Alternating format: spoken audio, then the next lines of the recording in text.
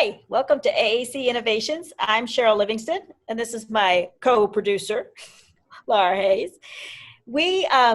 I personally just had the pleasure of talking to Jen Cox. She's a teacher of the visually impaired, and we're going to be sharing that interview with you today.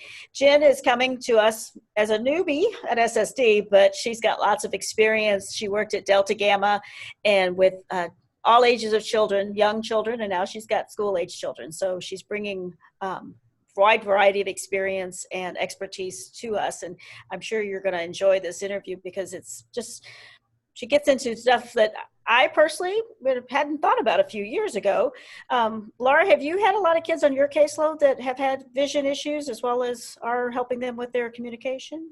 It was one of those areas where I didn't realize how many kids of mine had vision issues or cortical visual issues, but they showed, symptoms after I learned more about it. I was like, oh, I think this might be what's going on. I might need to get some insight because, it does change the way you present things. And one of the best conferences I ever went to was Isaac, a few years back now, but I had gone to a presentation that the therapist from the clinic in Cincinnati did, and the Perlman Center, and they, oh my gosh, just lapped it up like a little puppy because it was so enlightening, all about cortical visual impairment and things that can present like differently for an individual, but truly is a difference in vision. So I'm really excited about your interview. I think it's going to be great. Yeah, I personally, been around forever. And it's kind of like one of those deals where the whole package of a child is what we're trying to address, but I really hadn't had a good understanding of how much, just took it for granted, how much we take in with our vision.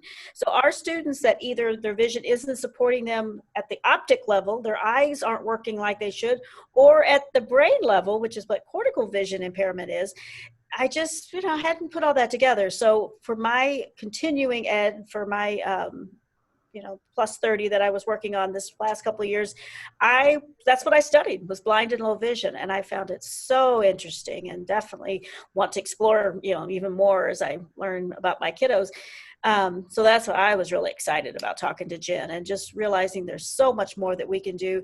And it breaks my heart to think about all the stuff that our kids are dealing with. And on top of that, they don't just see what we see, and they don't have that input of kind of what we're just like, well, here it is. And they're like, but they can't tell us because communication is a struggle. So I think we definitely need to be more sympathetic.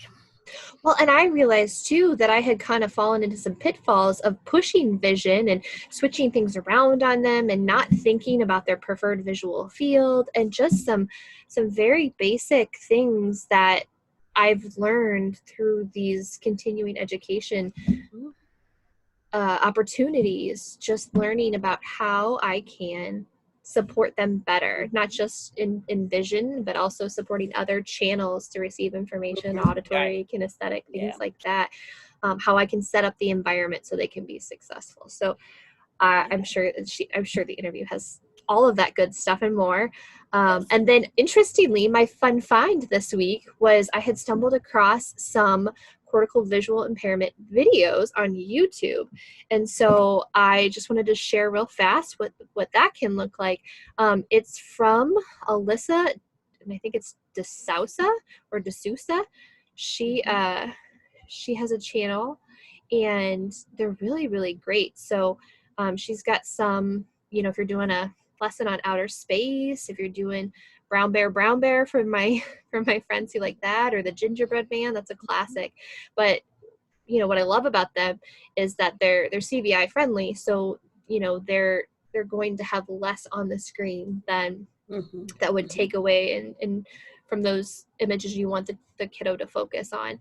And sometimes this can be good for even just kiddos that are overwhelmed by a screen anyway, right? I suggested these videos way back to a group that were, complex communication needs was the main reason, we were talking about these kids.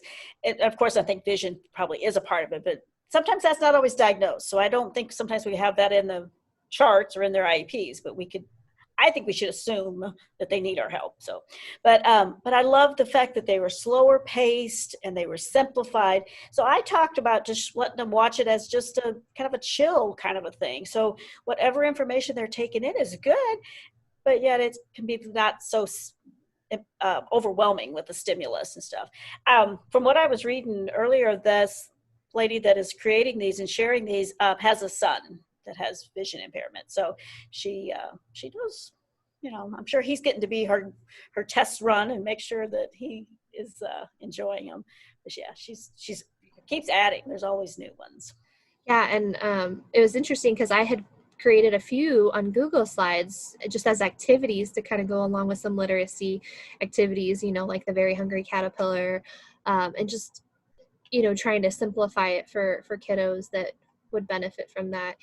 And then I was like, oh, here's a great discovery. Here's some videos we can tap into too. So the one that I definitely wanted to point out was the CVI friendly 5 Little Snowmen. We're getting into snow season, and we could, St. Louis weather's unpredictable, but just thinking about 5 Little Snowmen and how that could go along with your lesson plan. Yeah, she does everything from counting to letters to songs. So it's a nice mix that I don't think our kids would get bored with. I think they would enjoy watching over and over. Yeah, so check that out when you have some time, because it's a good little fun find that I found this week.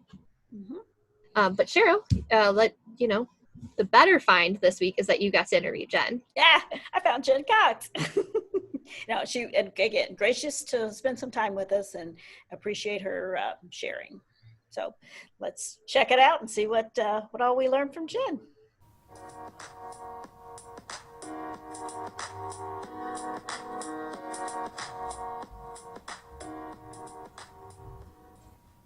Well, welcome to another episode of AAC Innovations. I'm Cheryl Livingston, and today I'd like to spend some time talking to Jen Cox. And Jen is a teacher of the visually impaired for SSD, but I want her to talk about herself and the fact that she's had a life prior to SSD, I know, and kind of how she got interested and how she became a TVI. So welcome, Jen. We're glad to have you. Well, I appreciate it. I'm so excited to be a part of this. Thank you. Yeah. So my background into being a TBI is, I call it divine intervention, in all honesty, because the nature of my job is low incidence. If you Google how many individuals are blind, visually impaired in the world, you'll actually get a number. You won't get a percentage. Where if you Google how many people in the world have Down syndrome or something other, like a more common disability, you'll get a percentage of so many percent out of the world's population. Right. So that number then tells me it's less than 1% of the whole world's population is blind, visually impaired, which makes sense. And so it makes sense into why hardly anyone knows about my job and why I say I have divine intervention. So for me, my grandfather was blind. He became blind as an adult in a car accident. And this was all before I was born. And when I was a child, he would come and visit. He had a guide dog. He had prosthetic eyes. He had a tactile watch. He read Braille. Like, he had all these fun things that I appreciate as a vision teacher. And as a child, I thought it was well, yeah, you said that's cool stuff. It was so cool. Like, he folded his money. He had little tricks, and it was just really neat. But I never connected it in an early age that I could be a teacher to teach those skills.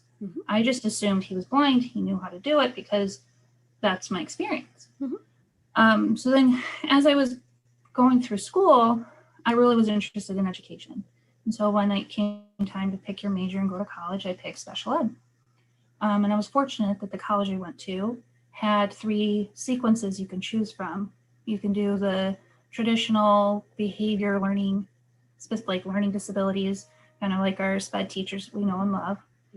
You can do deaf, hard of hearing, or you can do low vision blind. And originally I was in the SPED program, but I quickly flipped into low vision blind once I knew it existed. And I love it. I mean, it was just, it all clicked. I never looked back. So that was how I got into the field. I had experience with it, but not many people do. Right. A lot of people just kind of fall into the program Mhm. or gently are nudged into it, like people Yeah, like me. we Like, need "Hey." more. Yeah, we need more of these teachers. Would you consider being one of these? Yeah. Yes, there's a national shortage. There's always a job opportunity. So I tell people that if you are interested in a creative job and are tech savvy, look into it. It's a wonderful career.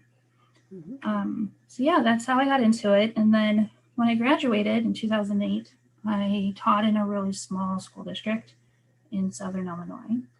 And I taught there for a couple years to get my feet wet. But I didn't quite like it because I felt like I was isolated. And working with the low incidence population, you need a community, you need people to bounce ideas off of, right? And so I found a job in Cahokia, Illinois, and I worked there for 5 years and loved it.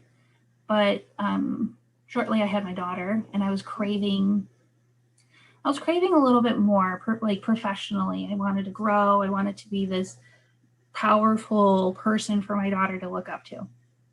And Delta Gamma Center in St. Louis had a job opening. And so Delta Gamma Center works with birth to 3 population, the babies. And I fell in love. I loved every moment of it. And learning about child development grew my professional scope in understanding collaboration amongst multidiscipline. So I worked, it's a teaming model in First Steps, so which means you don't go in the home alone. Right. You have someone with you and you bounce ideas off of each other. And I loved that collaboration, professional collaboration. You just learn so much from each other doing it that way. And so I was doing that for a few years. And then I was offered this position at Special.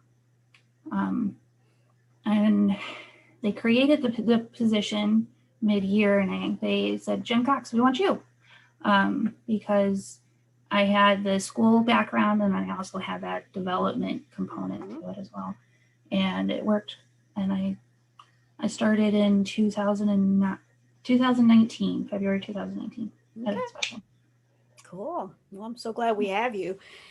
When you were at Delta Gamma, and again, I know they're little ones, so they came to you for like therapy sessions, and you as a group, or were you going to their homes, or? Well, we were going to their homes, and they were coming to the center. It just depended on what they needed. And what was considered the most important part. So with First Steps and early intervention, it's more parent education than it is, working with a child. And that part, I find tremendous value in, because if we have empowered parents, we have strong, independent children. And so it just depended on what they needed to learn. So when they were itty bitty, we were in the homes more. And then to get the families okay going to school, because that's so hard to trust.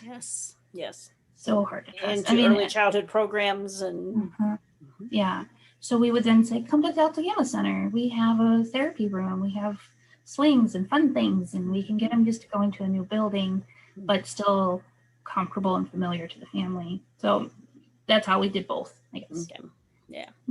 So now that you're working in a school setting with, I guess you guys would be considered K through 21, right? You're K through 21. Yeah, which is what my job is too. So, so then you're working more as far as the child's in a classroom with the team, and then you're the support person that can come in and help them understand and implement some more ideas. Okay. All right. Role now, which is great.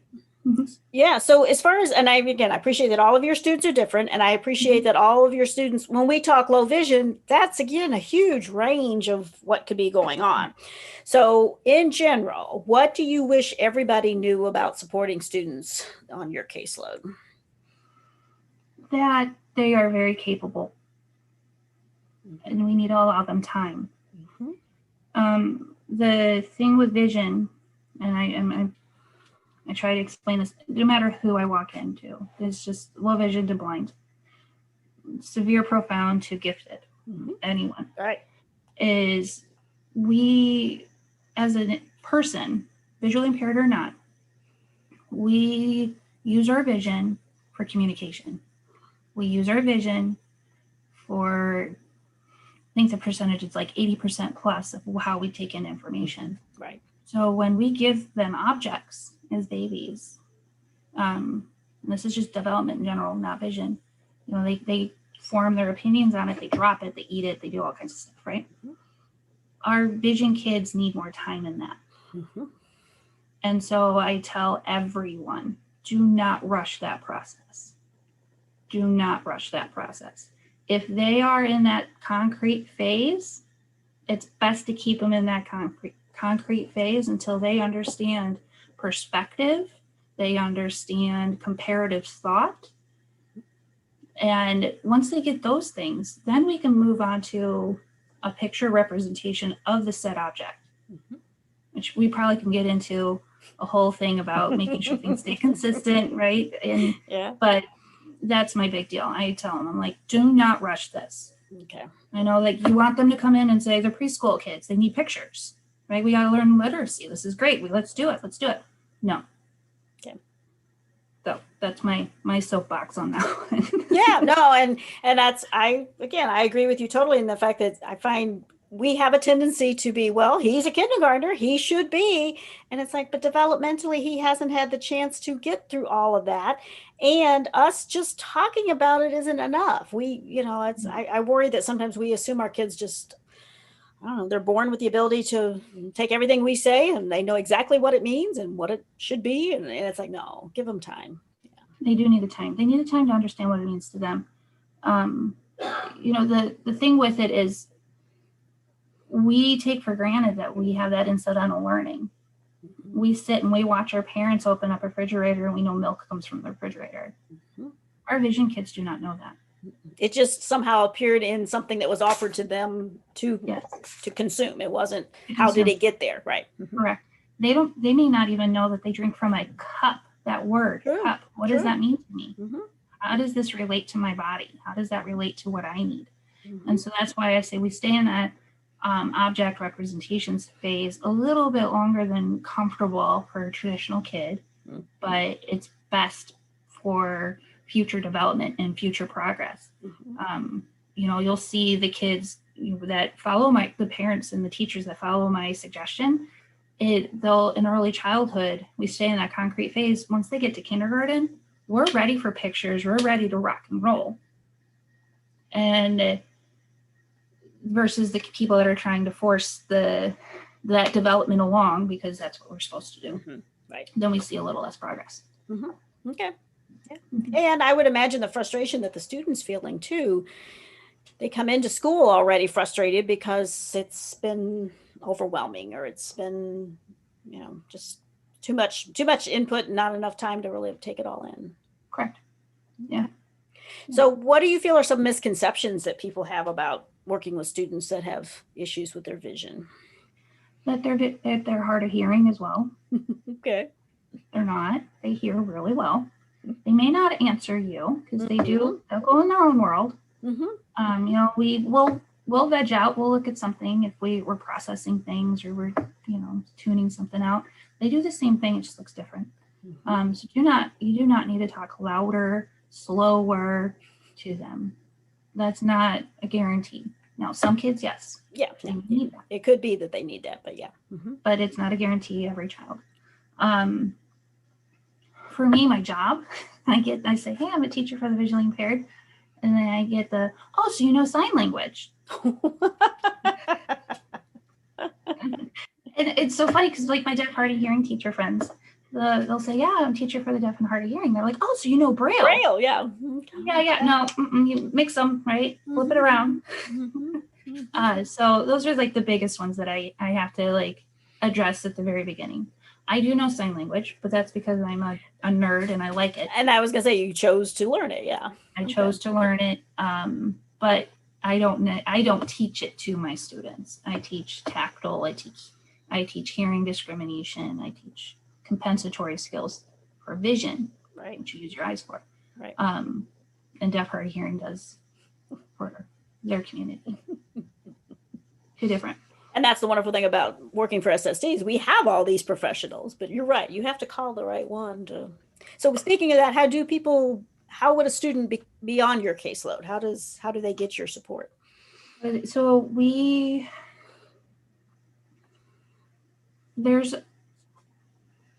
so the reason why I'm pausing is because this is a new way of thinking for the field in general, not just me.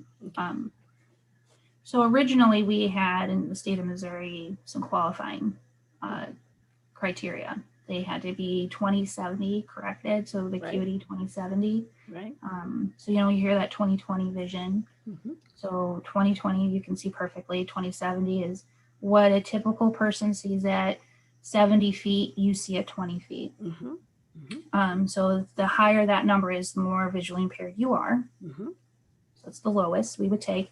A field restriction of 20 degrees. So it means it's a very narrow field mm-hmm.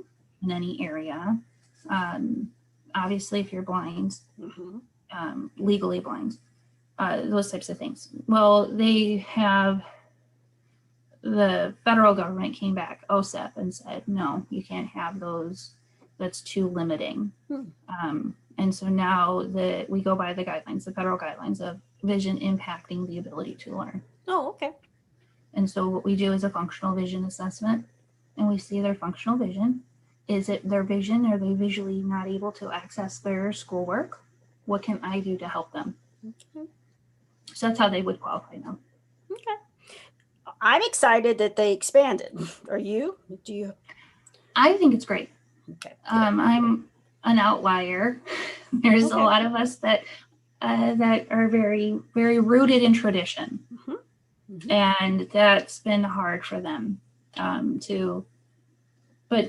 but they're 20/20. Like, I understand they're 20/20. However, they don't track left to right. How can they read? Right. Not saying they need a ton of time for me, but I can give suggestions. Right.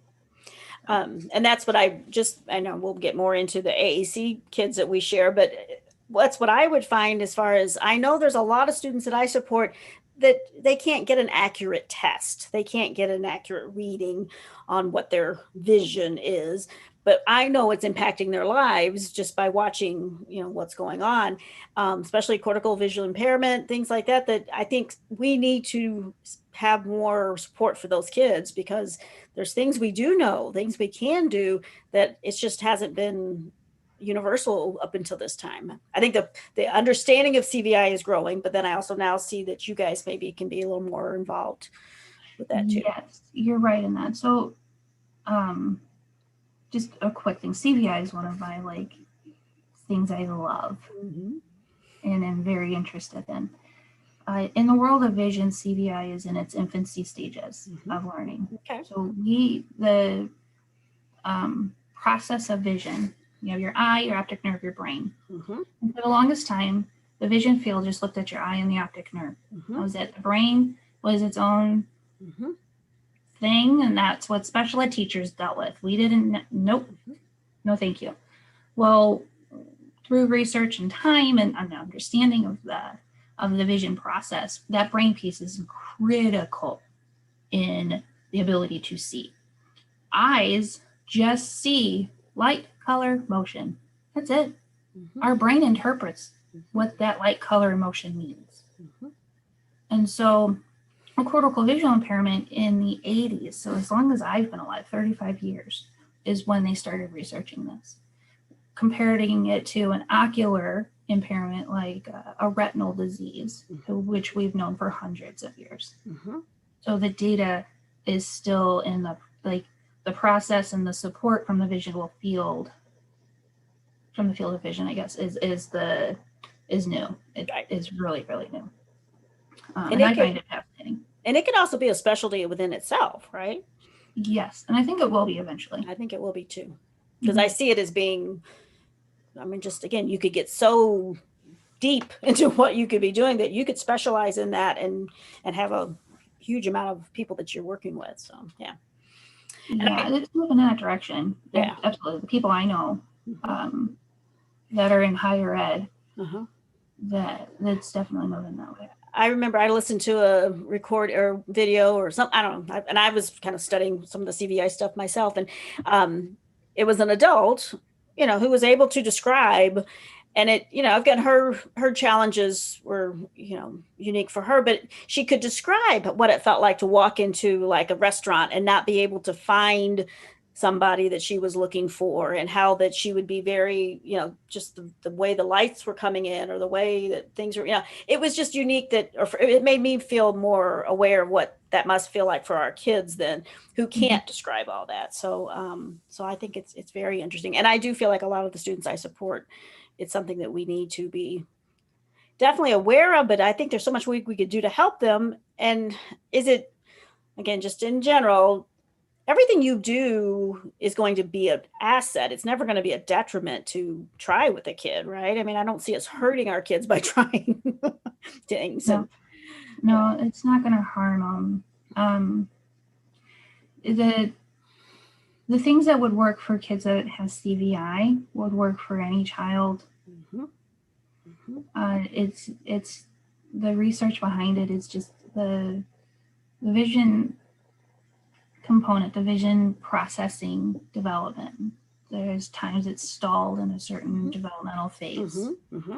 And that's where we have interventions that are geared towards that developmental phase that we can then implement at their age developmentally, if that makes sense. So developmentally, their vision is at I see light, I see color, and I'm attracted to that.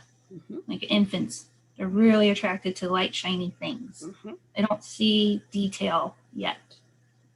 And so detailed pictures at that moment, you're not doing yourself any favors. Right. None. So we need to manipulate color and light for them to look at it. And so what can we do to teach them where they are at this age using this strategy?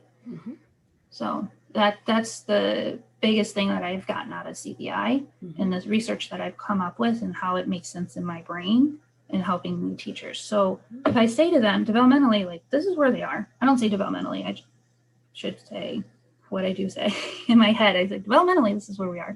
But in reality, I go, this is how they see best. Right. And believe it or not, Sally so-and-so and Johnny such and such probably would benefit from the same thing, because I'm looking at them like, you guys probably have it. You don't have the diagnosis. So yeah, the concepts that I come up with for CVI can be generalized to the whole classroom. Oh yeah. And I see it as also then too, like you said, this teaching strategy of we're helping to move them through the phases. We don't expect it just to stay and be stagnant. Once they get that, then we can move to this. And once they get that, we can move to this. So that's what I think is exciting too, is it changes. It's not as far as, like I said, acuity wise, sometimes if anything, we see our visions getting worse. CVI, we can actually see things to improve. And definitely have more workarounds is what strategies. Yes, absolutely. All right. So as far as your experience in general, all throughout your career, how often do you see a student having both issues with their vision and communication? How often has that come up for you? Every student. Every student. Communication is so visual. How do we read a room? We read a room visually. Right. How do we read the face? Yeah. Some of that nuancy things of being sarcastic and all of that is so difficult for our students to pick up on and learn, and how to be a peer and communicate with peers. Every single kid I have. Right. The more severe the vision, the more severe the communication needs. Okay. Well, as far as expressive communication then, like when you and I start overlapping, how often do you see that come up, that our student will have both be nonverbal and have communication? Is that fairly common? It's fairly common. Most of the kids with vision impairments have co-occurring disabilities. So that's where your job and my job overlap a lot in. Very few are just visually impaired. Right. And I have to admit, I did some coursework in CVI, and I mean, blind and low vision was the name of the course, and then CVI is part. But anyway, I was kind of amazed that there are kids out there that vision is their only issue. It's kind of like, I'm just so used to working with kids that have trouble with communication as far as expressive communication, that I was like, oh yeah, and I know there are, but those aren't the kids I get to work with. So I was like, yeah, that's right. So yeah, but to me, like you said, that doesn't make life, because they are very able, their verbal skills are high, doesn't mean that they still aren't having issues with communication. And like you said, it's probably a combination of, what they're receiving and that social communication that we need to have. So, okay. Right. So how much of a history do you have with AAC? A ton. Okay. So how's it evolved over the years? Honestly, it's become more friendly for our vision kids. And that's something I get real excited for. When I first started, it was the Dynavox, and that's what we're going to use. And I come in going, oh, friend, no, thank you. My student's not going to be able to learn how to use that device. And there's a lot of nuances things to look at. How are we going to anchor and look, right? That, again, we go back to the object comparative thought process. How do we know it's the top of the device versus the bottom of the device versus left versus right versus upside down, all of that stuff? We have to teach that to them. And the Dynavox doesn't lend itself to be very friendly or things in that nature. I say Dynavox because that's what I first and that was the name of the company that you were most familiar with, right? Yes. So it went from that to going, please, there's got to be more. So then I just started looking more into it and aligning myself with SLPs and figuring that part out, because most of my kids needed it. Okay. So where are you at now with the process? Kind of what do you find to be what's better now about Alcom? What's better now is there's a lot more options. There's more accessibility features built in. We can be tactile in in the devices for those that need it. And the staff that I work with are more open to my suggestions and value my opinion, which is very great to be a part of.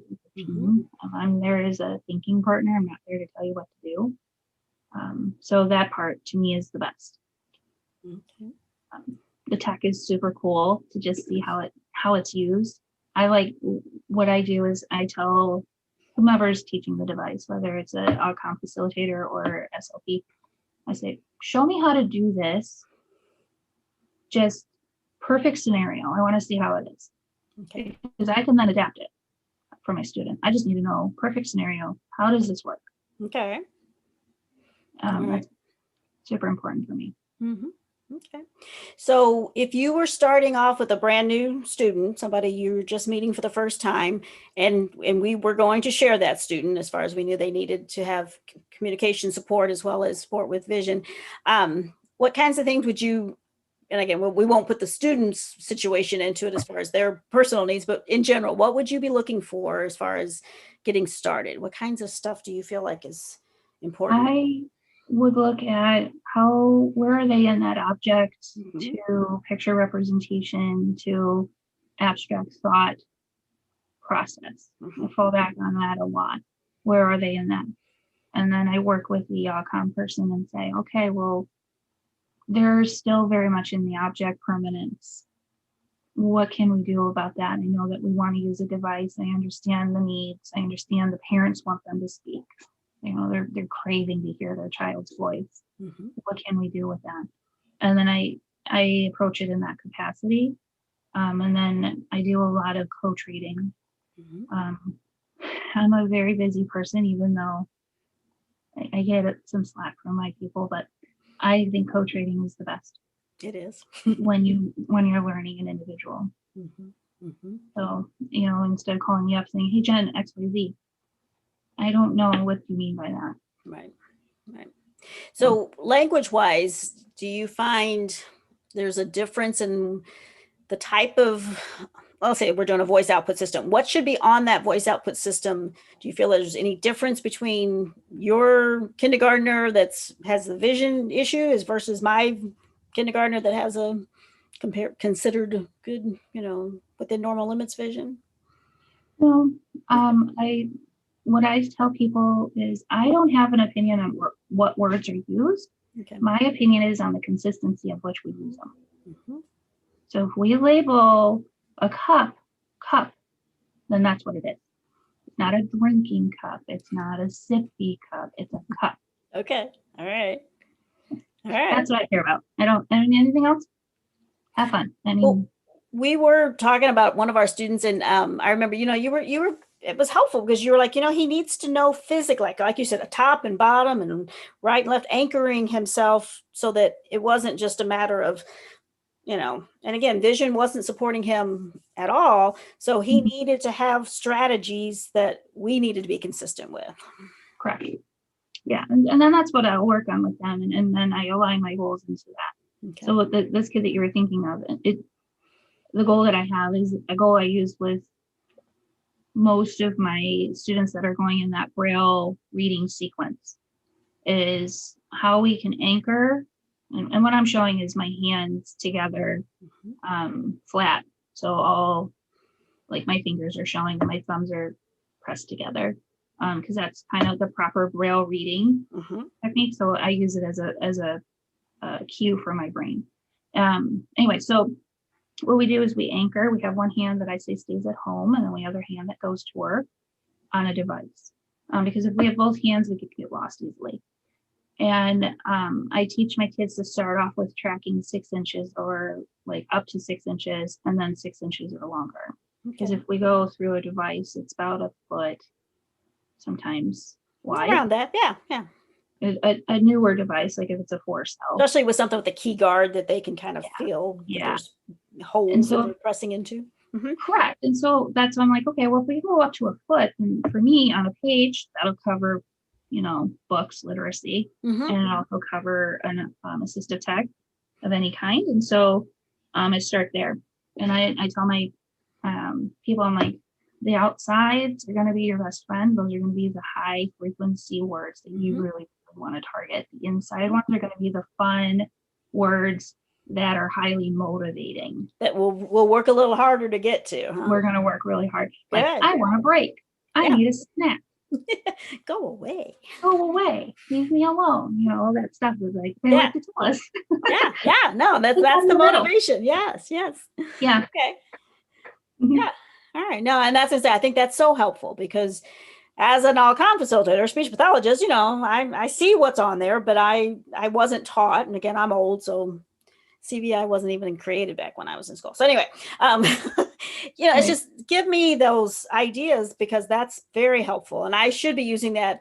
If anything, like I said, that's like one of those things that it's not just because of vision. It helps all of our kids probably need to do a better job of kind of like getting grounded, getting fixed on where they're at. And even if they're using their vision for input, that's not bad that they have structure to how they do it. Yes, that's the big piece, is the structure. So what I told, here are some hot tips that I think of that you can take it and store it in your toolbox. Have a tactile marker as your anchoring piece. So you can use a little piece of foam sticker. You can do a locator dot, which is more specific to a vision person, but it could be any type of tactile feedback. That's in the upper left-hand corner. Okay. So that's my way we read in America is left to right. That's right. So put it up in the upper left-hand corner. That's going to tell you how to orient the device to the proper way. And then you can teach the kid to touch there before we go around and do anything else. That's a big piece, have that little dot. And then if they're vision kids, starting off with one picture in that upper left-hand corner. Now, you can move that picture whenever we get the understanding of that picture means this word. It doesn't have to stay in that location. Okay. So a lot of people are like, oh no, it has to. No, but once they know what it is, you can move it. Okay. And I actually encourage that. So those are my two big things that I tell people up front. Start there. Okay. So again, that would be even if we're, this system giving them expressive communication versus even just this being something they're learning for academics or whatever. It's to help them have that consistency. Correct. Okay. We start in the upper left. then my students, that's what I do with them. I start in the upper left. They know to look there first. Mhm. And then you're golden, right? I've done most of the legwork of getting them to look at a place. They're trained muscle memory. They know where it is. So now you, the assistive tech facilitator or the speech and language pathologist, can say, I need you to look at this picture, whatever it is, and Okay. it means go, or it means stop, or it means this. And then you can move it around. And then my job is to say, okay, now you have this target and you need to find it in other quadrants. And then we will put something else in that top left-hand corner, and then they'll, Mhm. okay. All right. Yep. All right. That's wonderful, because that's information that, I haven't thought to share with anybody. So I appreciate the fact that you're sharing that with me. Do you find that carryover? So let's say we're talking about expressive communication and what we can do to facilitate. And we both are in the school setting, but when we talk about kids in their homes, what kinds of strategies do you find you kind of want the parents or the families to help with the kids being able to communicate? I always start with asking them questions on what it is they want, Mm-hmm. because it's not my child. And I don't want to come across as I know what's best for your baby, because I don't. I'm a vision person. I understand vision. I'm not the expert on your child. So I start off with, what areas do you want to communicate with them first? Let's have success. Mm-hmm. Meal times are really important times for a lot of families. And so I say, let's work on mealtime. Let's work on more. Mm-hmm. Let's work on I want. Let's work on stop. Let's work on all done. Whatever words that go along with meals. And you'll be surprised at how quickly parents will pick up on, okay, now let's do bath time. That's fun. Okay, Or let's do good. bedtime. And that's fun. And then we can always expand the routine and Mhm. communication. But if we can hook them in something that they're interested in, just like kids, Right. then you're gonna have the parents. I wouldn't expect the whole thing for a family. Right. Yeah. No, and you're right. It's like I said, when you ask and they identify, then it's either something they've already struggled with and they're frustrated and they want to fix it, or they just realize they just do this a lot. And so that would be easy for them to do that. It's kind of like pick up where they already are too, as a positive. Yes, Okay. as a positive. And then Okay. I always ask how they do it. That's another part. Okay, well, how do you do it? Well, and I said a lot of times they've already, and I have to say that's part of sometimes with our jobs as all come facilitators. We'll say, well, we need this, and he said, they say, oh no, we don't need that at home. But basically, what I hear them saying is, we communicate at home, but we do it in our way, and it's not necessarily easy for me as the new person on the team to know that. But I then will remind them, of course, well, there's so much more. I want them to expand, but they do already have a set routine. They have a system. They know the look. They know the cry. They know the if he's nudging over to something over here, that's what he's wanting. But I just want to force expand. I want it to be bigger. But they do have a way. They know their child. So, and that's when I always come back and say, that's wonderful. You're their expert. Mm-hmm. But you're not going to be with them all day. No. And that's what I say. When they come to us, that's where we need to expand. But I think I need to help my teams be more appreciative about how much the families do really know. And we should be sharing that information back and forth. Mm-hmm. Mm-hmm. So what would you say is the biggest challenge with AAC that you've experienced with your students?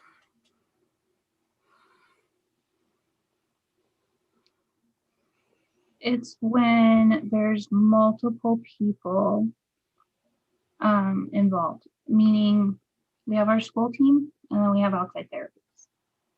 Mm-hmm. I appreciate both. And I don't want to sound like I don't. I do. I appreciate both. But there's different fundamental philosophies that go along with teaching communication, and we need to all be on the same page. Mm-hmm.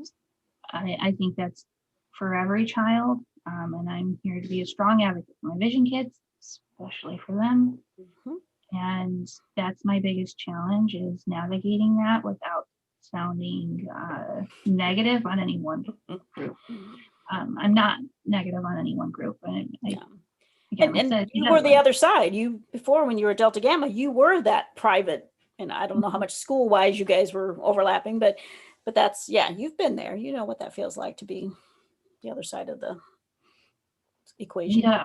Yes, I do. And then just the fact of sometimes, it's just a personal thing, like that I try to break the barrier of, you don't have to do your thing and I do my thing, and then all of a sudden it mixes. That doesn't work. Right. We know that it doesn't work. And then we're both equally frustrated. Why can't we work together? That again, collaboration. Let's talk. Mhm. Again, I find value in this. I just don't find value in you do you, I do me. Right. And then all of a sudden this is going to help a child, because it doesn't help a child. No, again, the frustration level is huge for everybody. Yeah, so that's my biggest challenge with Mhm. AAC. Okay. Do you find that we, and like I said, I'm speaking for SLPs, I'll say, the desire to have everything at their fingertips, does that cause us to get a little carried away sometimes with too much, like you were saying before, too much too fast, and thinking that they're at a higher level than, or that they've already met criteria for, that developmental level? Are we acknowledging those developmental levels? I guess is what I'm wondering sometimes. No, but I love my SLP friends because they care. Out of all, they care, and they get excited, and I love that. I love when they get excited. I love when a team is excited for a kid, because that means a lot of great work is going to be done. But yeah, I know I have to slow them down, and then sometimes they get a little frustrated with me, and I remind them it's about the student, it's not about us. And yes, we're bored, but they're not. And that there are times, and I also recognize, like, there's fragments in development. So developmentally, in certain areas, they're great and they're high and they're strong, but then there's things that are lacking that kind of help, that brings down the average. Right. So what can we do to help bring those things up together so that we can go higher and really dive into the tech? Right. Yeah. No, that's what I find. As far as the technology is wonderful and it does change on a daily basis, but sometimes I think we get sidetracked by what is potential, and it should always be potential, and we should always be striving, but we need to look at how we're getting there and think about this child's perspective versus what we think should just be automatic. Do you have a favorite AAC moment that you've experienced? Okay. I do. So that was like, oh yeah. Okay. So when I was in Dr. Gamma Center, I was fortunate to be a part of a research project with, I partnered with Christine Cox. She's an SLP. Okay. She's an adjunct professor out of Maryville now. Okay. She was at Fontbonne at the time when we did the program, and we had a grant to do, we called it Camp Buddy Builders. And with Camp Buddy Builders, we took our incoming early childhood students, so they were like 2.5, and we put them in a classroom. And we worked on social communication. And so we had AAC devices, and we took data on how much language they're exposed to, and to see if there's growth, what's best practice, all this. And it was super fun. So to set up the story. So there's a little girl who had a device, and she was hit or miss interested in using it. Yeah. Well, there was a day where we were playing, her and me, with another little girl, and she wanted something to drink. Well, instead of crying and like shutting down, she went off my lap and was searching for her device, found it, oriented herself, pressed drink, and sat there. And I had tears in my eyes. It's the first time she had value in her voice. And she initiated all that. It wasn't you telling her to do it. Not one bit. I had her device next to me. Well, I was gonna say, in fact, she had to work harder because she had to find it first. Yes. She did. Like, we weren't in a spot where I'm like, okay, and now let's, modeling, right? Right. And model all your activity. Yeah. Right. Yeah. Where it was just, she was sitting in my lap. We were transitioning to a new activity, and she was like, I need a drink. I'm thirsty. Miss Jen, drink.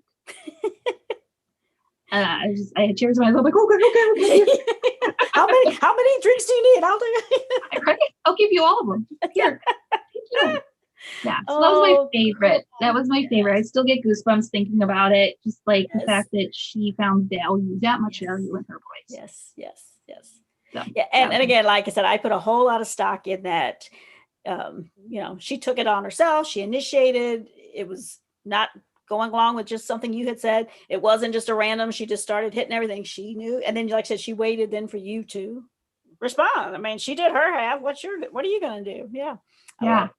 Yeah, it was really cool. It was a turning spot for her, especially. Then we were like, okay, she needs her device with her at all times. She knows what it is. And she was, by the end of it, was very proficient in her little thing. And yeah, it was fun. Yeah, no. And like I said, for all of our kids, that need benefit from having some kind of communication system, they need to see that it makes a difference. It can't be just being responsive because we tell them to do something or we ask them a question, name this, name that. That's I wish so many times that our kids had little windows across their forehead and we could see what they're thinking. Yes. And I know if I had one, we'd be in trouble because people would, but I'm just saying for the sake of, and again, all kids, this is stupid. What are we doing this for? And it's like, yeah, you're right. It is. Yeah, no, you're right. I'd much rather be over here. Bye. Yeah. And that's definitely something we have to, I think we as adults need to do a better job of honoring what they do say too, or what they're communicating. I think we have a tendency to like, no, this is my agenda. We got to get this done. There's time's running out. And I think the kids pick up real quick on, you're not really communicating with me. So why should I bother with you? That's probably you hit the nail on the head on. It's people coming in with working their agenda. And then I find those people get the most frustrated with our kids. I've learned over the years to just be flexible. Like I have ideas of what I'd like to work on, absolutely, but I don't come in with a specific plan per se. No. Or if you do, and it's the kids are not on that day responding, that's where you need to be able to, okay, let's try something different. Yep, meet them at where they are. Okay, well that's And again, what we're saying is true for all kids. It's not any one particular child on anybody's one particular caseload, but I think we need to do a better job of reminding our adults that we work with that it's something to be aware of. Yes. Well, thank you, Jen. It was wonderful. Did you have anything else that you wanted to share with us? How would somebody get in touch with you? Perfect question. So my role in the state of Missouri is I am the president-elect for my professional organization, Missouri AER. Congratulations. Thank you.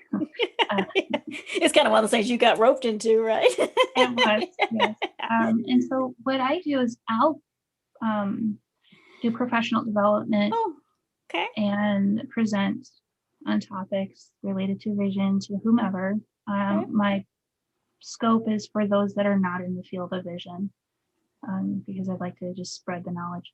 So you can reach me at missouriaer@gmail.com for that specific, or you can contact me directly at jlcox@SSD.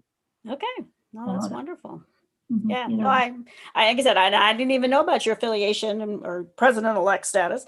So, but that's even, I think, speaks volumes about how that you are very caring about making sure everybody has a better understanding of what's going on and what they can do to help. And all of our kids deserve everything we can possibly give them. So, absolutely.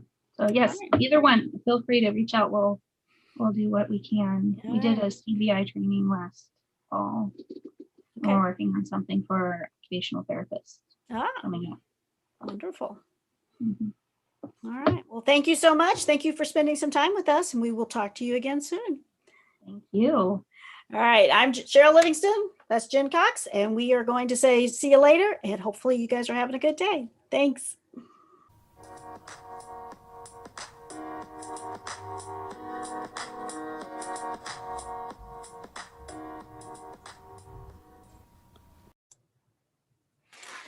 Hi guys, it's Cheryl Livingston, and I wanted to talk today to give us some more information about working with students with visual impairment. This to go along with the interview that I did with Jen Cox, the teacher of the visually impaired. We know when we're working with our students, and we know there's a vision impairment. We know that there's a diagnosis of cortical vision impairment, CVI, or maybe we suspect that they have CVI. I really want us to be more aware and more cognizant of how we can help our students. So we have a tendency to kind of think, well, we got to make everything big and we got to make everything with a black background.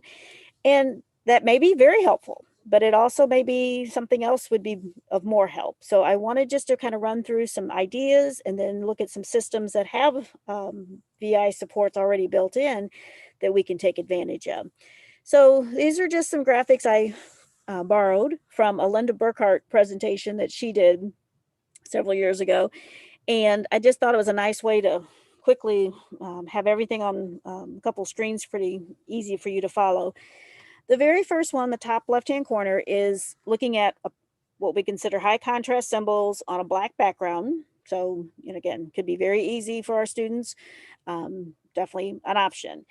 But then I also want to compare to the image on the right top, and it's comparing the black background, got a board maker symbol that we all use several times, but then we've also got it with a yellow background and a red border. So depending on our student, depending on what they can alert to, what they, just automatically see easier, or their brain interprets easier, depending on what we're talking about here, that might be a different option. So it's hard to know for sure. And, again, the students that you and I are supporting, it's not easy for them to tell us that one's better. So we're going to have to do just some exploration, some diagnostic therapy, just to try things and see. So that's an example of a different background color with the same image.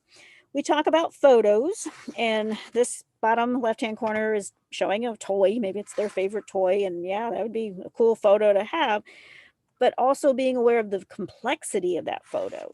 So if I bring that up a little bit bigger, the idea of just all those different colors and different shapes and things going on may be too much. So maybe what we want to have on a symbol for them to request or to indicate that they, are talking about that particular toy, maybe just one part of it. So they're showing this red button with the music note in the middle. So it doesn't mean that that's all they're going to do with it, but that might be the easiest way for them to identify, yes, that's the one I want. Same thing here with the Slinky. It's a photo, pretty simple as far as just the Slinky on the, looks like a countertop there. But again, this one might be even easier, especially if we know our student prefers the color red, alerts to the reds in their visual field easier. That might even be a better choice. Another thing to think about is the complexity of the background. So when we're looking at moving over here to this picture, environmental visual complexity is what this one was titled. I just always want us to be cognizant of the fact that we may be holding up something in front of our student, and maybe this is what we're wearing that day. Now, it's a beautiful shirt, but you notice that these symbols are kind of just blending in with it, and that may be really, really hard. And this may not be just for our kids that we know vision is a concern, maybe just the idea that there's just way too much happening here. So I'm not asking you to go change your clothes every time you work with this particular student, but I am asking you to consider thinking about maybe an apron or a smock or something that you wear that is a solid color, and maybe would help to make these symbols stand out or make that item stand out that you're holding up. So think about how much you're asking this student to look at. Your list, the items, the pictures, the symbols, and what's behind it may be way too much for them. So that's a nice way to talk about that. Another thing I want to talk about is we talk about photos, and oh yeah, photos are good. And again, thank God for digital cameras, the best thing since sliced bread as far as I'm concerned. But again, depending on the photo, how clear is the message? How clear are the images that are, coming across to our student. So again, this was from the Linda Burkhart handout. She's got, just some simple things for maybe a preschool child. But I just want you to think about if you were that kid and you're looking at this, especially this picture for EAT, what's the first thing that you notice? Is it the blue background, the high chair padding behind this child, or is it the cake on the tray? Is EAT really coming across in that particular picture? And then this one to the right, which is done playing, again, the black mat that he's on, it's supposed to be, he's putting away his toys. It's a nice picture representing, cleanup, but how easy is that for the student to see? So, what's popping out at them? The red shirt, the track, just we're asking for a lot of understanding and a lot of deciphering of what's going on. So that particular picture, would be maybe harder than something like this, where we've got the typical board maker symbols, just easy colors that, we were used to looking at. But then we can also say, well, what about this group of symbols with high contrast and solid colors? Sometimes, again, it's easier for our students to see the outline of things if it's solid versus if it's got multiple colors. Or maybe even on this one, we use the background and differentiate the colors there and have the white symbols. So again, can they see the drawing part better if it's white on a colorful background? It's not easy. It's not, this is definitely the way to go. It's just, I want you to be thinking about checking these things out. So when we talk about POD, this is a nice way to kind of show the differences. This is our typical standard, print this off, it's what they, have used for their pod discs that we have been sharing, board maker symbols, standard colors. This is what it looks like with the high contrast. So again, colors are more of what I call neon, and they're trying to differentiate what's going on by bold colors, but just a few of them. So like I want, the yellow hands reaching for the red box on the green shelf. Would that help differentiate what's going on? And then this is what it looks like with the black background. So again, could be great, or it could be that it's still not easy for our students to see. So I want to make sure you're thinking of all the variables that you have available to you. When we talk about our devices, we know we've got LAMP, which is its standard look, full LAMP, everything's available. But then they also have a version called LAMP VI for visual impairment. And again, they chose to do the neon colors on the background. Now, we also previously talked about, make them big, make them, these aren't big. These are your standard LAMP layout on the 84 size of either on an Accent or on a iPad. So it's not that they're bigger, but they were hoping that by making the pictures a little easier, our students would learn their motor planning easier because they have a little bit more of a target color-wise to go for. But the same idea we were talking about before with like not a whole lot of colors, but making the colors pop, on what's going on. So this is something that we can easily make available. We might also try, and again, this isn't color-wise changed. I just chose this overlay because it was spaced out. But maybe, again, we need to have our complexity less in the fact that we don't have as many things to look at. So depending on your student, this is the tech speak, but maybe we could spread things out a little bit just to help them, have a chance to see it on more of an individual basis versus a solid full screen. And things can be hidden if you want to differentiate, just like we can on the devices.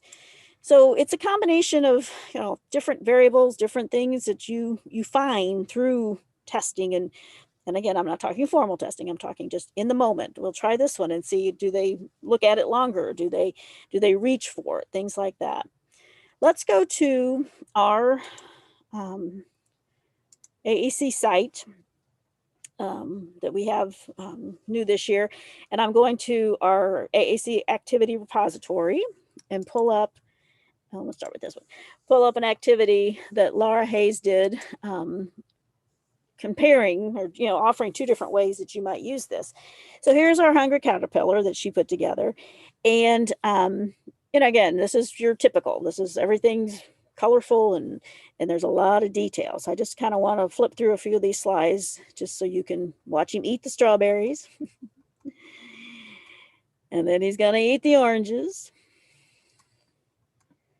And she did add some sound effects here as he's eating. So this is where he eats a little bit of it. This is my favorite day of his food choices. All right, so that's what we would consider, okay, that's what we're used to seeing. Now let's go to one she did for CVI. And again, thinking that if we can make things stand out better, she chose the black background. And then this is what it looks like. Okay, so we don't have as much visual clutter.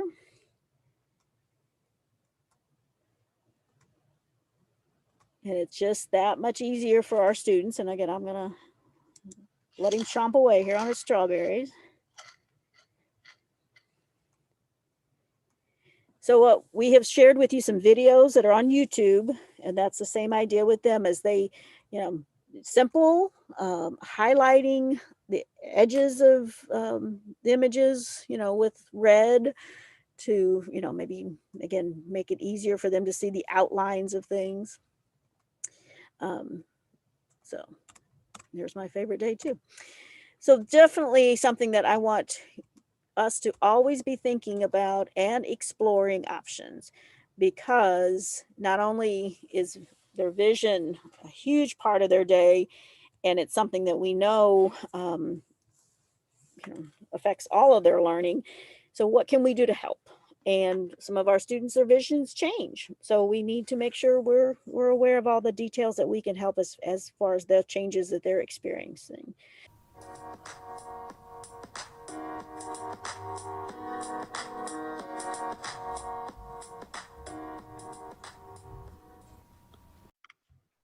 Okay guys, hi, it's Laura from AAC Innovations, and I just wanted to show you a really cool, quick activity that you can do with your students if they are having some vision challenges.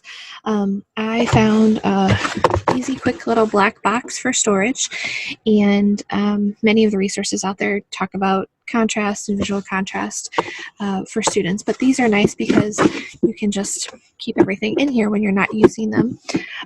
So you have your black box. This can be various sizes, right? So if your students need bigger visuals, then you can get a bigger box and use black felt or black background.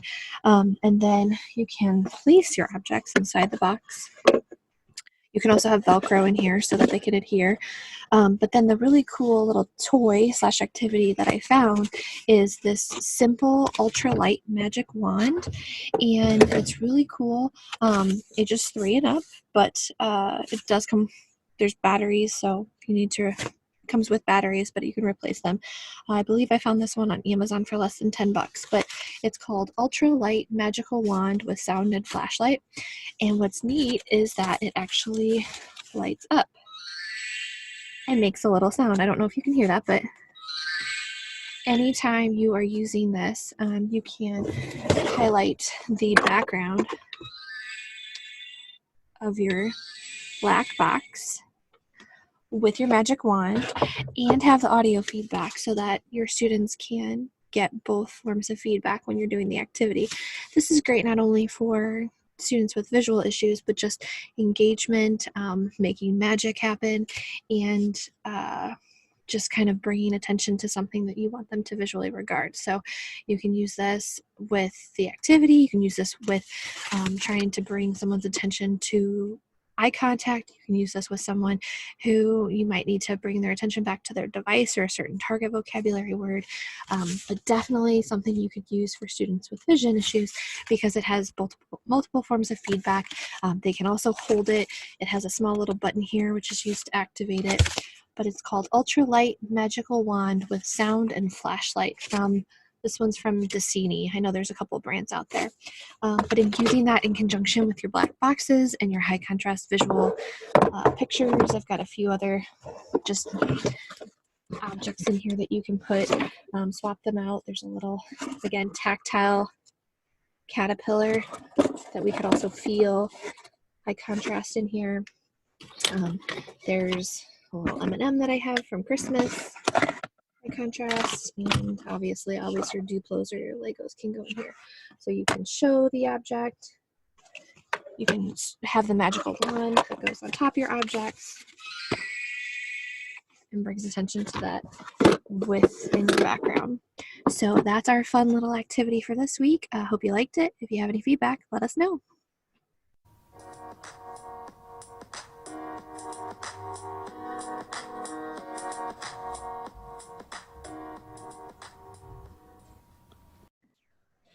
Well, I hope you guys enjoyed watching the video that my interview with Jen Cox, the teacher for the visually impaired.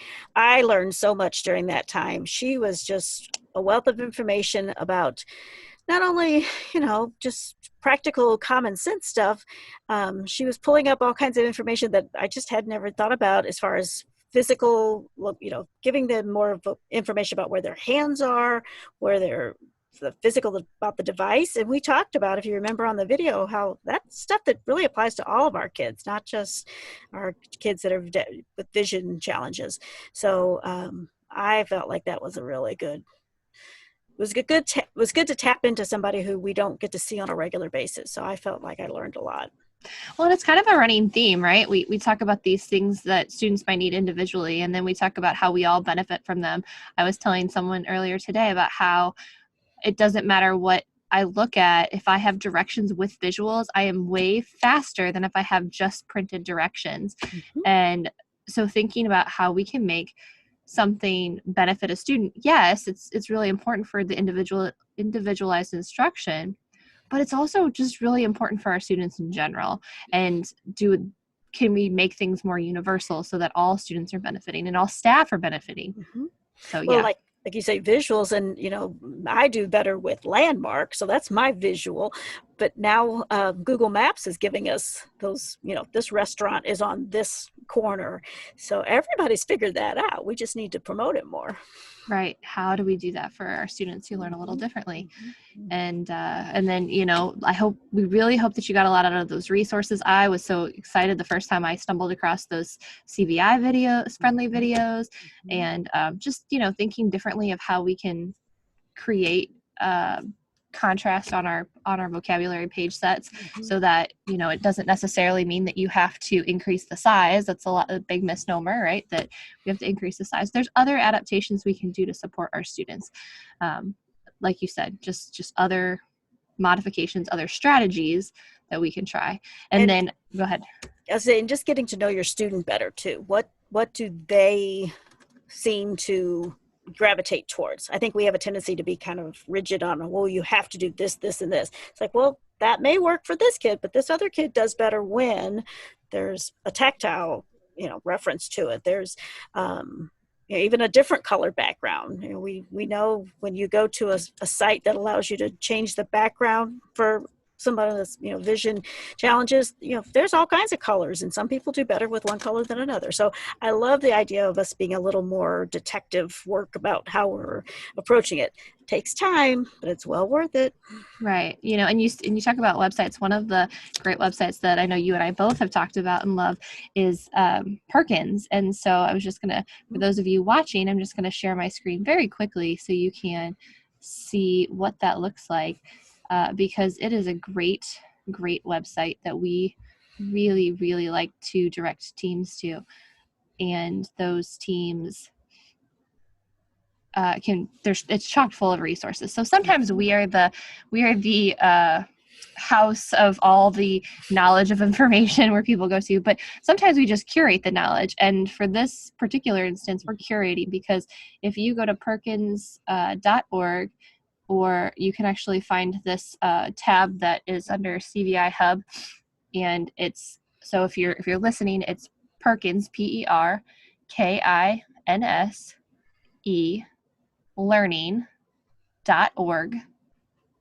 /CVI/educators.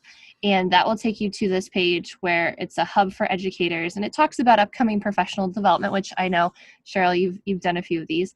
And then at the bottom, it has books, it has strategies, it has general resources that you could potentially give to families or other staff that you're trying to help support.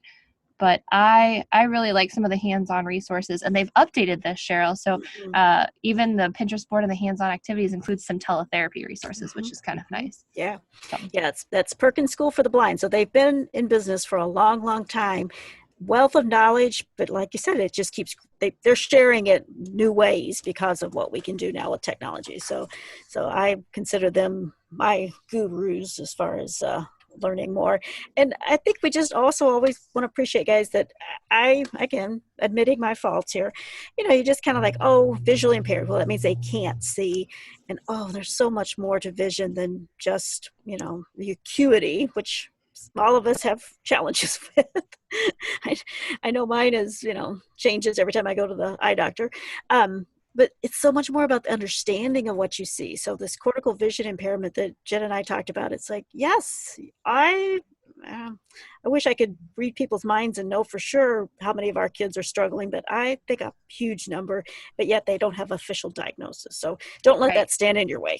That, and then just the differences between cortical versus cerebral, like there's so many nuances that until, as you mentioned, Cheryl, until you really piece apart, like take apart the student and figure out, using diagnostic therapy and the tools that we have here at SSD, I think that really gets to how that student learns best. And is there a diagnosis attached to it? Maybe, maybe not. Does it really matter? No.